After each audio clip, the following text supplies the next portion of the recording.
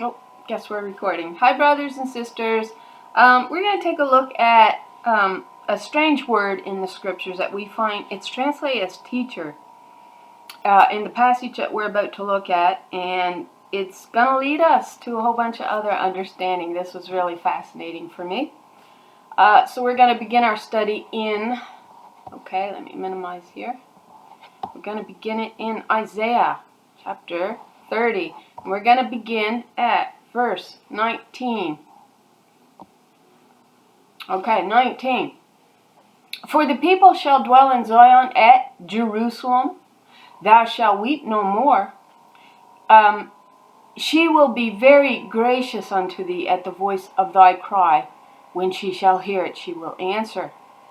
And though the Lord, what's the Lord here? 136, that's daughter Zion's number. And though the Lord give you the bread, pay attention here to the two words that's used here. Give you the bread of adversity and the water of affliction. Doesn't say wine. It says water. So what you get in your understanding is that we know wine took the place of the water. And wine became the admixture of doctrine. And we see those priests getting drunk and spewing it like vomit on the tables. These priests, and I believe it's Isaiah 29, it may be 28. So they got drunk on wine. They didn't get drunk on water. You don't get drunk on water. You get drunk on wine. They did, because it empowered them, you see. So you need to understand why it's not translated as wine of affliction. Because it's trying to clue you in on something, just like something else in this verse is also trying to point you to. So verse 20, and though the Lord, 136, give you the bread of adversity and the water of affliction, yet shall not thy teachers, there's the word we're going to look at, teachers, be removed into a corner anymore, but your eyes shall see your teachers. Some says teacher. And thine ears shall hear a word behind thee, saying, this is the way, walk ye in it, when ye turn to the right hand, and when ye turn to the left. Here's the other translation. And whenever you turn to the right or to the left, it doesn't matter which way you're turning, your ears will hear this command behind you. This is the way, walk in it. So who lays out the way? Well, we're going to look at that, but first we're going to take a look at that word, teacher, here in verse 20 of Isaiah 30. And what is it? Well, it's your Strong's Hebrew 3384. So we're going to move ahead here.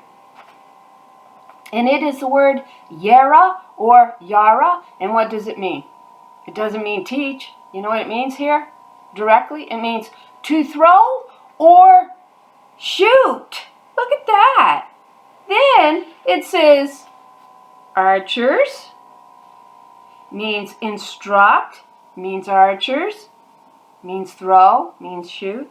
It means archers. It means instruct. It means instructions. It means teaches, teaching. It means watering. Yeah, to water something, apparently according to this, means to teach it, to water something. Yeah, that's what we get in our understanding with this word, teacher here, found in Isaiah 30, verse, 19. Isn't that incredible? But watch this. What does God say in Isaiah 27, verse 1 to 4? This is what God says. In that day the Lord with her sore and great and strong sword, word, shall punish Leviathan, that piercing serpent. Yeah, pierced through her wall. Even Leviathan, that crooked serpent, and she shall slay the dragon that is in the sea. We see who is the she here is identified. Isaiah 51, Isaiah 52, and Psalm 89, that's your strong right hand. She's the one that will dismember the Leviathan and feed his meat unto the people. That's right. I think that's the goods of the system going out unto her people. That's what I think it means. In that day sing ye unto her a vineyard of red wine. No, red wine don't even appear in this verse. You better check your translations. The word that actually appears there that they want to translate as red wine. In that day sing ye unto her, vineyard of red wine. Nope, sorry. The word that they translate is 2531 as red wine. It means desire, delight. That's what it means. So it's not even present in this verse. So these ones are more on, these other translations. In that day sing about a fruitful vineyard. Sing about a pleasant vineyard. Sing of it, but not of wine. That's not what, it's not even in the verse. But we want to keep going on because we want to hit the word water here. Verse 3, I, the Lord, do keep it. I will water it every moment, lest any hurt it. I will keep it night and day. What is she actually saying here with watering it? She's saying, I will teach it. I, the Lord, do keep it. I will teach it every moment, lest any hurt it. I will keep it night and day. Fury is not in me. Who would set the briars and thorns against me in battle? I would go through them. I would burn them together. I like that. So she says, I water it. I keep it. She's saying, I instruct it. I teach it. Because that's the meaning of this word here. Strong's Hebrew 3384. I don't think it's the same one here. I actually didn't look this word up. But let's do it now. Water. I water. It's 8248. So it's not the same word. Cause to drink water. Give to drink. Absolutely. And that means to teach. Your figurative is to teach. So she's teaching it night and day. Is what this Lord is doing. Right. All right. So let's go back to Isaiah verse 21. And whether you turn to the right or to the left, your ears will hear this command behind you. This is the way. Walk ye in it. Who leads you in the way? Who teaches the way? Isaiah 42, verses 14 to 17. I have long time holden my peace. I have been still and I have restrained myself. Now will I cry like a travailing woman, because that's what I am. I'm not a man pretending to be a woman. I am a woman. I will destroy and I will devour at once. I will make waste mountains and hills. I will dry up all their herbs. And I will make the rivers islands. And I will dry up their pools. Why? Because she's going to water it with her water, not with the lies.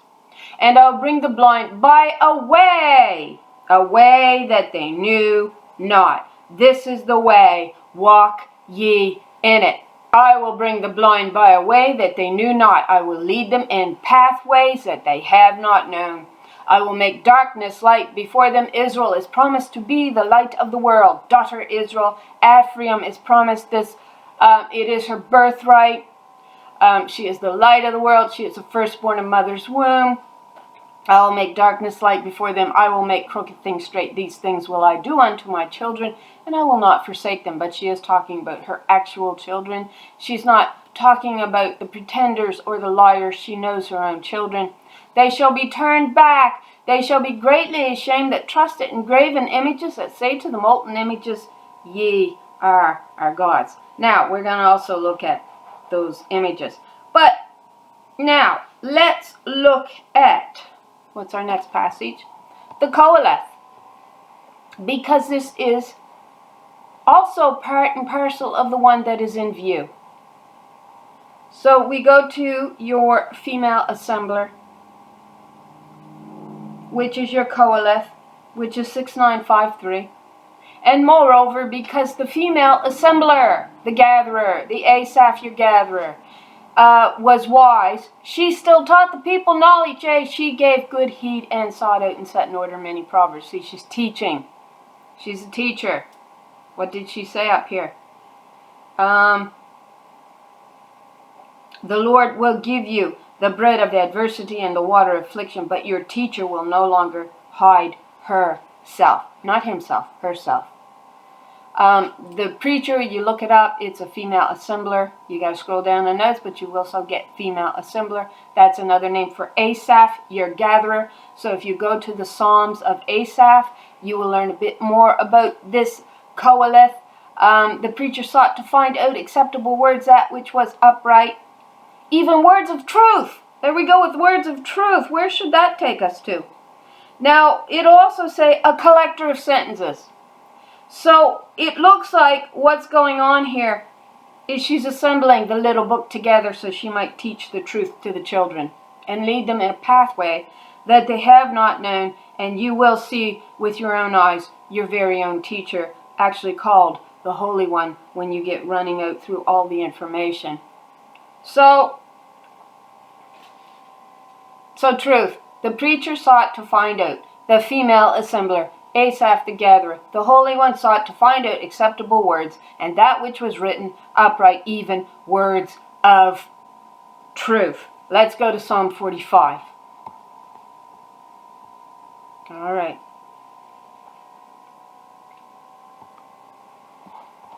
Psalm 45, verse 4. Actually, we'll read 3 to 5 is what I got wrote down. So 3, gird thy sword. This is about the lily of the covenant. Gird thy sword, thy word upon thy thigh, thy birthright. She's taking back her birthright. O most mighty, and thy glory and thy majesty. This is actually going to take us to the one on the white horse. This is she. And in thy majesty ride prosperously because of what? Truth and meekness and righteousness, and thy right hand shall teach thee terrible things, inspiring things.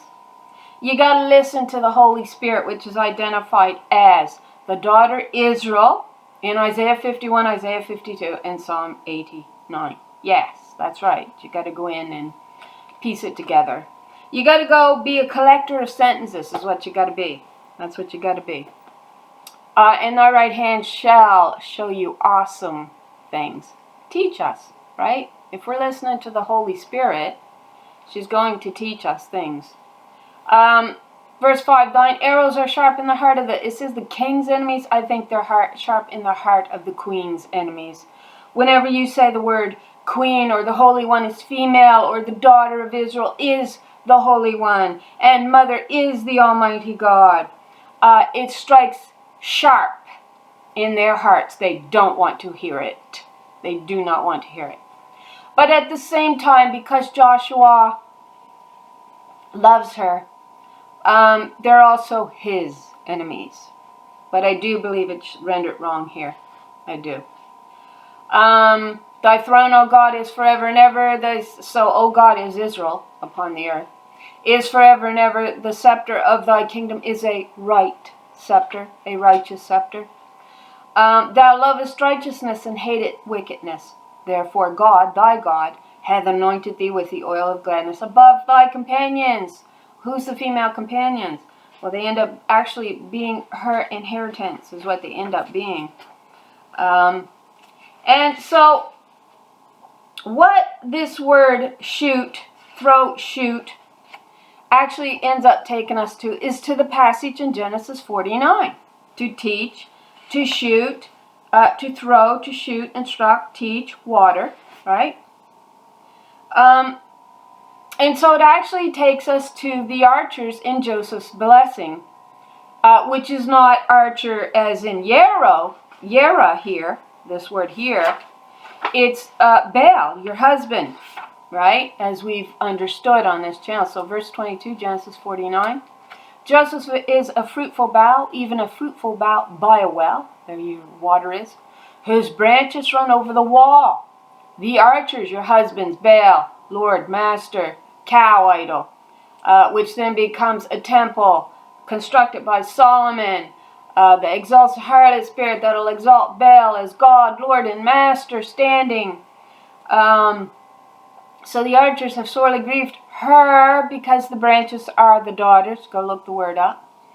Archers is Baal, your husband, have sorely grieved her and shot.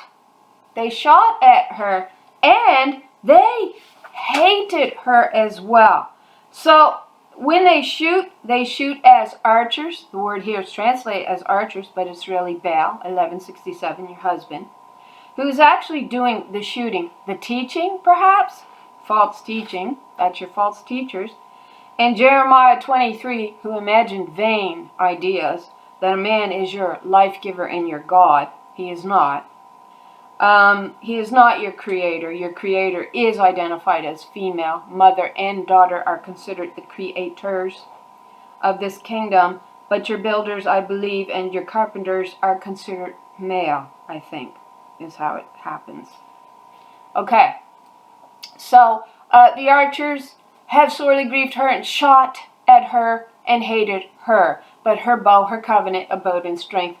And the arms of her hands were made strong by the hands of the mighty God of, it says, Jacob, Israel. From thence is the shepherdess, the stone of Israel. So we already covered where your shepherdess, how that is your shepherdess. Now, if we keep on, we're going to go and we're going to link that word hate. They hated her, all right?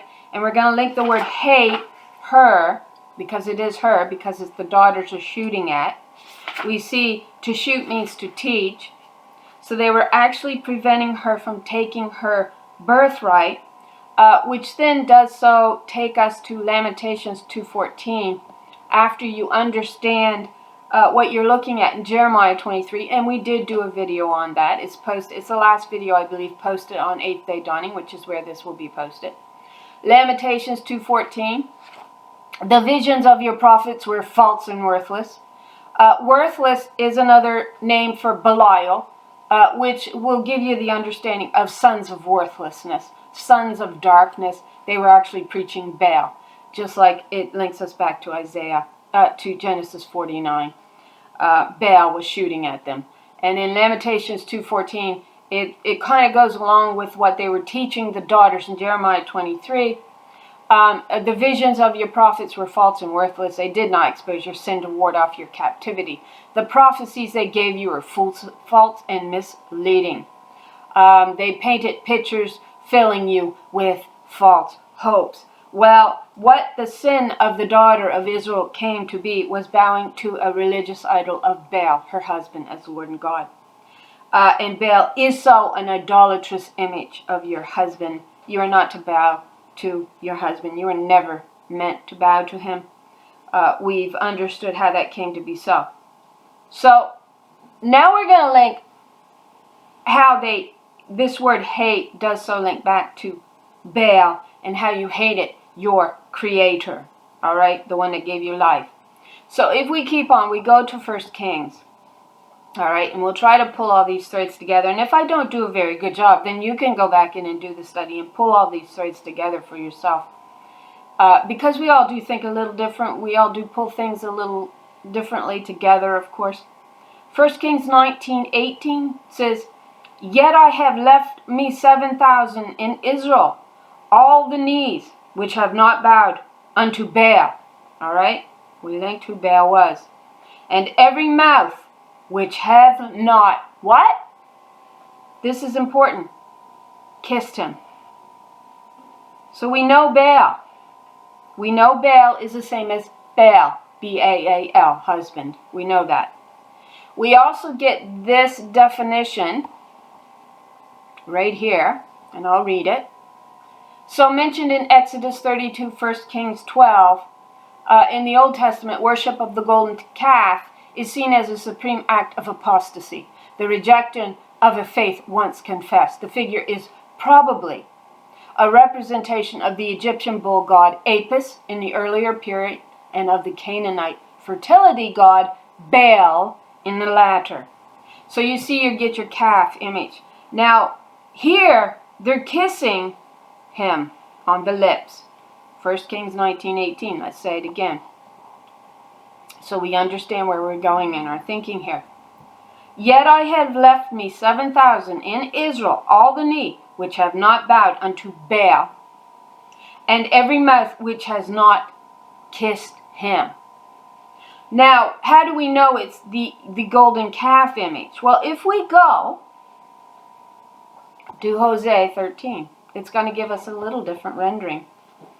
Hosea 13 verse 2, Now they sin more and more and make for themselves cast images, idols, skillfully made from their silver, all of them the work of craftsmen. People say of them, this is important to understand why Christ is an image. He is not Joshua, he is Christ. They offer This is what the people say of those who's making these idols. They offer human sacrifices and kiss the calves.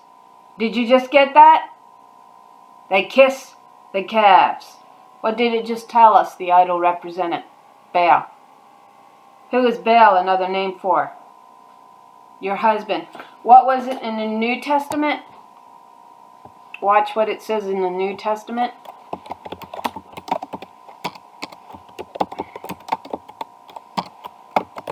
We'll get it here. Pulled up in a minute. It's Greek 896. Baal. What does it say? For those who don't believe, it's idolatry and why you went into bondage and captivity, bound to your husband. Of Hebrew origin, Baal, if you backtrack and you go to 1168, it'll say Baal, B-A-A-L, 1167 is the same as Baal, B-A-A-L, large, a Phoenician deity used as a symbol of idolatry. This was the idolatry that they were not warning the daughters about. They were actually telling them that that's how they would be saved. Bowing to husband, even as Christ is head of the church, so too is man head of the woman, or husband head of the wife. You see? You see? That's the sin on your neck. You're bowing to a religious idol. And we connect these two verses together quite easily. People say of them they offer human sacrifice. God says of them multiple times, she says this in the Old Testament, I require no blood sacrifice of you.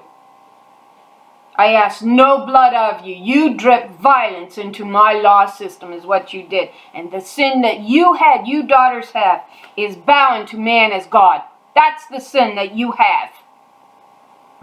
And you reject the Holy One and her law. That's what you did. So Daniel 3:18. But even if he does not, let it be known to you, O king, that we will not serve your gods or worship the golden statue you have set up. What was the golden statue? It was the statue of a man as God. And it's your Baal standing. That's what that is. They transform it from a bull to a man standing is what they do. Then they ask for a human blood sacrifice. This is all going to take us. You watch. Right? We'll keep doing this. So, let's read Daniel 3:18 again. But even if he does not, we want you to know, your majesty, that we will not serve your gods or worship the image of the gold that you have set up. So they're still working. These craftsmen still working in gold. What does it say? In Exodus 20, verse 5. You shall not bow down to them or worship them, for I, the Lord your God, am a jealous God. That takes us to the vehement flame of Yah. In Song of Songs 8:8, and it's she's speaking. I am a jealous God, punishing the children for the sin of the parents to the third and fourth generation of those who what? Hate me. They hate me. What does it say? Genesis 49. The archers have sorely grieved her, the daughters who run over the wall, because Solomon had daubed the breaches up in 1 Kings chapter 11, so the righteous daughters couldn't get through with the word. The archer's husband began to shoot at her. Another word for that is teach. Began to teach. And then we get this passage. Let's pull this one up, because I hadn't thought of it at the time. Let's pull this up. Habakkuk 2. What does it say? They want you to believe it's male.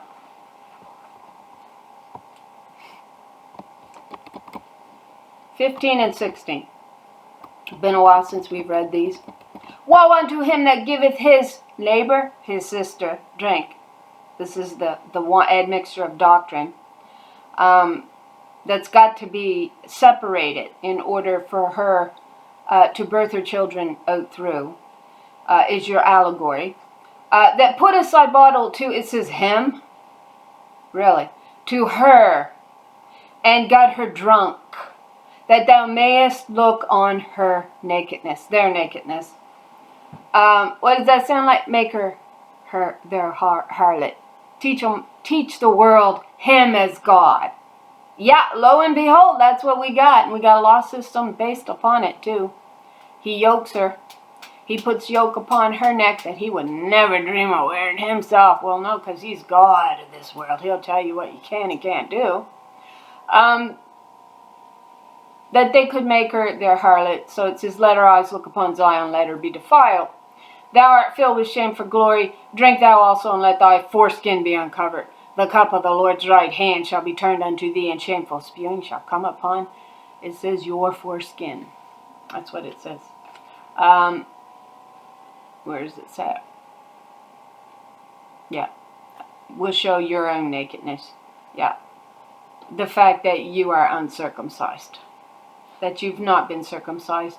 That your covenant is not with the righteous daughters of Israel and the law of heaven. Your covenant is found with the harlot that will boast Baal as God, a mighty human sacrifice that actually came out from where? Egypt. That's where it come from. So we'll move on into Exodus 20 was where we were going. You hated her. You hated God. You shall not bow down to those idols, Baal. For I, the Lord your God, am a jealous God, punishing the children for the sin of the parents to the third and fourth generations of those who hate me. Then we get the understanding of who they hated. Because these images, these idols, were actually images made by Baal to get himself exalted in the earth as the Lord and God. And they began to shoot and, in a sense, teach. That's what they were doing. They were teaching. And what does it say? In Lamentations 2 verse 14, it says, they have seen foolish things to take away your sin. And you have not discovered what your sin was, which was to bow down to a religious idol. You haven't discovered what will take away your captivity. So Psalm 2:12, it wants again to translate this as a son. It is a daughter. Kiss the daughter. 136, it's also physical Israel on the earth as daughters of Israel. Kiss the daughter, or she will be angry, and your way will lead to your destruction. Your way.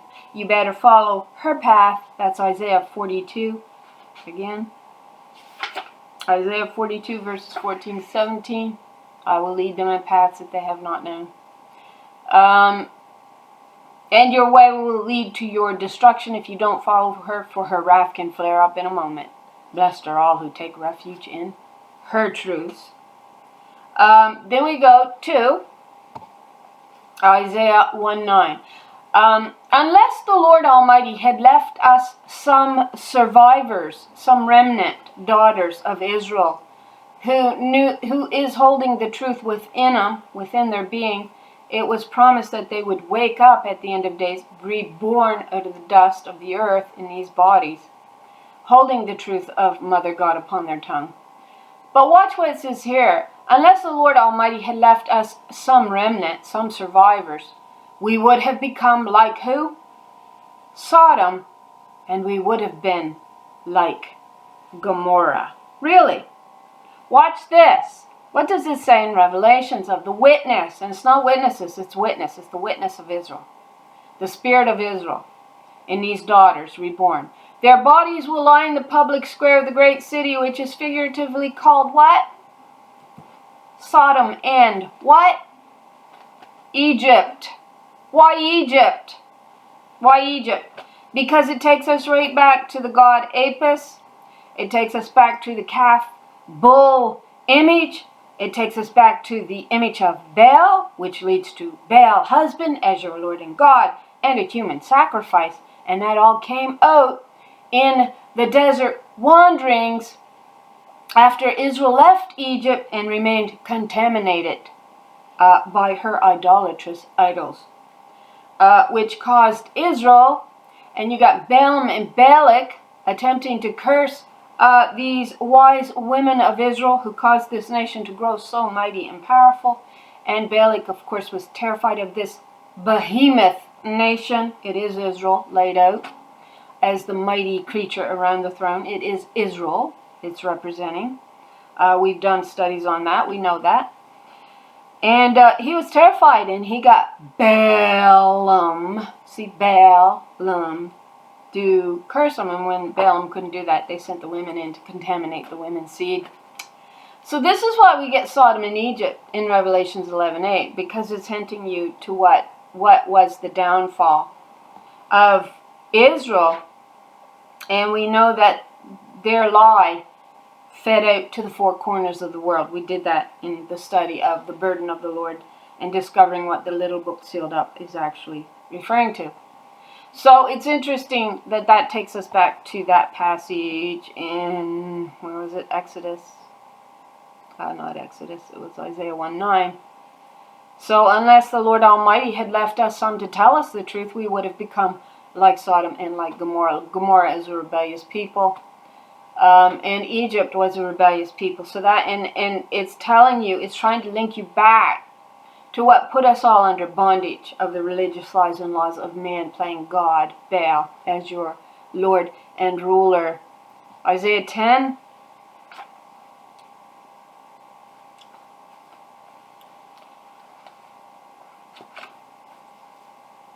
Yeah. Isaiah 10. We will read 20 to 22. Actually, we'll read from 20 to 23. And it shall come to pass in that day that the remnant of Israel, these mighty daughters, and such as are escaped of the houses of Jacob, I'm going to say Israel, shall no more again stay upon him that smote them. Who's him that smote them? Baal. The religious lie, the religious idol that allows man to play God on earth, to write the laws, and to sweep all horrible acts of violence swept under the rug, or to claim that woman deserved it because she didn't bow down to her Baal like she was supposed to. See, that's a lie. So they shall no more again stay upon him that smote them, but they shall stay upon the Lord, the Holy One of Israel. In what? In truth. You see, it links us all back to that precious little word called truth. The truth. The remnant shall return, even the remnant of, again it says Israel, Jacob, it's Israel, unto the mighty God. That's right, unto the mighty God, who has the truth. For though thy people Israel be as the sand of the sea, yet a remnant of them shall return. A very few, according to this, shall return. For the consumption is decreed, and the consumption decreed shall overflow with righteousness. So another rendering is Israel, even if your people were as numerous as the sand of the sea, only a remnant of them will return. Destruction has been decreed. Justice overflows. For the Lord God of hosts, guess who the Lord is here? 136. That's the number here. It's not 113. 113 is a number for the high priest, Joshua. This is for the Lord, 136, daughter Israel, who is the branch of Zion. That's the daughter should run over the wall. This one's got the truth.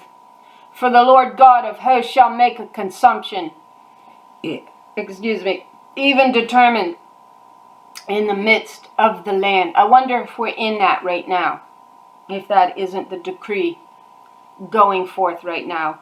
That in the end result will be to remove many out of the land. That's right. Because only a few are returning, a very few. It says many are called, few are chosen. But in order for the body to be considered holy, the spirit must be holy. The daughters of Israel must understand how their departure from God really took place. And it only comes by way of understanding.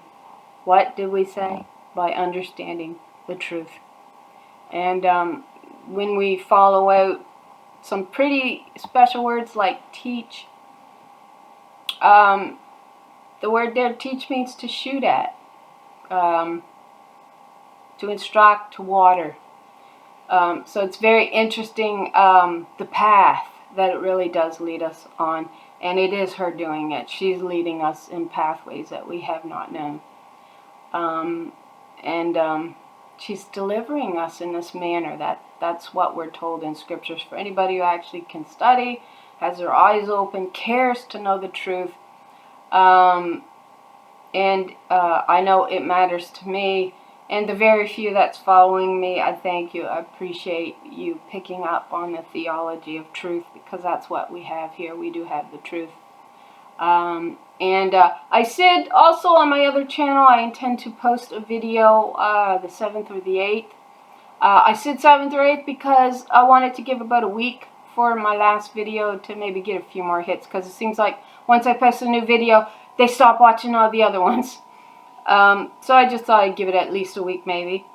And I had found all this information to share, so even though I was tired today, look at my eyes are black. I thought I'd share it. It just, like I said, delights me when I find these things that just really opens it up, so that there is no denial, only by those whose heart in heart and just don't want to see any other way but Baal's way, and that's it. But I said the 7th or 8th I was going to post a video on my other channel, Ruth Abbey. And I found it back amongst some videos that this one I had never posted it because I didn't feel comfortable with it. But I've said so many uncomfortable things in my videos up to this point. It's like, well, gee, why not just post it now? And I recorded it in 2019, June 2019 is the date on it, I believe. And it's called The Mare. So I'll post that around the 7th or 8th, somewhere along there. And then I'll upload this one today, which is December 4th, to 8th Day Dawning. And I hope you're blessed by it. I hope you're learning, digging deeper into the truths, into the words, understanding how God really does want to teach us these truths. And she's there. She's there. She's standing beside us, teaching us. I really believe that. So thanks for watching. I pray y'all have a really good afternoon. It's afternoon here. Don't know what time it is where you are. But I thank you for watching. I hope y'all have a really nice day wherever you are in the world. And I pray the Lord blesses you with an abundance of truth. And thanks again.